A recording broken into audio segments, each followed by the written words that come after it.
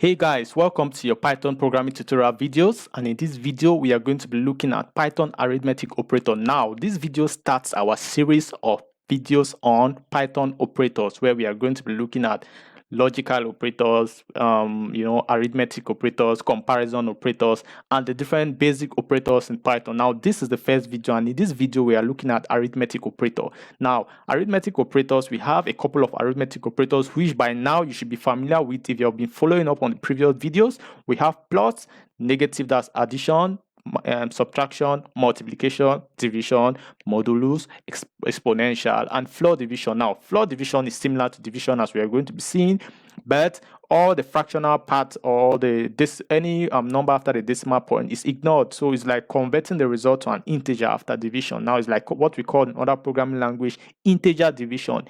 Instead of casting after division, Python normally provided us with a shortcut of doing all this stuff. So yeah, we have A, B, C, D, E. This here is another way of assigning values to a variable in one line. Now instead of saying A equals to 2, B equals to 4, C equals to 12, D equals to 2.5, and E equals to 11, I decided to do it all in one line. So A is going to get mapped to 2, B 4. Yeah, so this helps to conserve lines in our code. So in this case, we can see A equals, here we are having arithmetic operators A plus B, C minus B. You already know this. C times multiplied by A multiplied by 12, 5 multiplied by 5. So you see here we print out A plus B is var1. You see, because we are assigning these variables in this case to var1, the result here to var2, result here to var3. So these are identifiers. If you can watch our videos on identifiers, if you don't understand the meaning of var1, var2, and all this stuff, they can be anything, but in this case, we decided to use var1 and var2, var1, var2, and so on over now. So these are the output. A plus B is 6, A minus B is 8, A multiplied by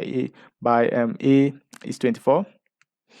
A times 12 is 24, and 5 times 5 25. All right, now here we can see the same stuff here, but in this case we are using division. Now look at the difference between normal division and floor division. So 6 divided by 3, of course, should give us 2. And let's see, yeah, so E divided by B was E is I think 2.5 divided by, let's say, 11 divided by B, which is 4. So this is going to give us some negative, so decimal point. So you see the first one is 2.0. As you can see, all division in Python using the division sign is going to return a float value. So you see, even though we had 2, Python returned 2.0, while in this case Python returned 2.75. 2.75, yes, but now if we use floor division instead, the decimal part is going to be discarded. That's the fractional part is going to be discarded. So you're going to see here 2, and you're going to see here it's not just discarded, but it's like rounding up. So in this case, you're going to see 2.75. You rounding up, you're going to have 3. So it's not just really discarded like when you use int built-in function, the int built-in function like we saw in the previous video, but it's going to be rounded up. You understand? So in that case, that's why we have 3 here, which is a good way of doing things. We commend Python for that. Now here's what we call the modulus operator. Now you know about modular mathematics from primary school and all those, in those days when we learned in school. You know, we have 12 module 5 is the remainder when you divide 12 by 4. 12 modulus 4 is the remainder when you divide 12 by 4. Here we're going to have 0.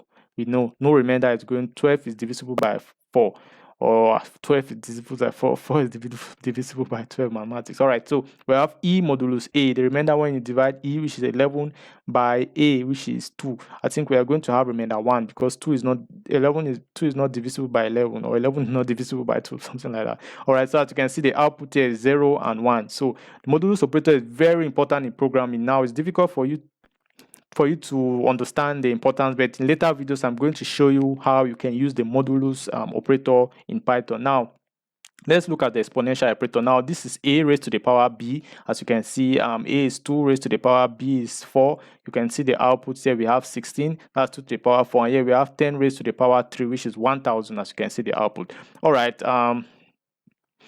hope you enjoyed this short video on Python arithmetic operators, where we looked at the 7 major operators in major arithmetic operators in Python. Hope you follow up through on the next video, where we are going to be looking at a different type of operator. Have a nice day, and see you in the next video. Thank you.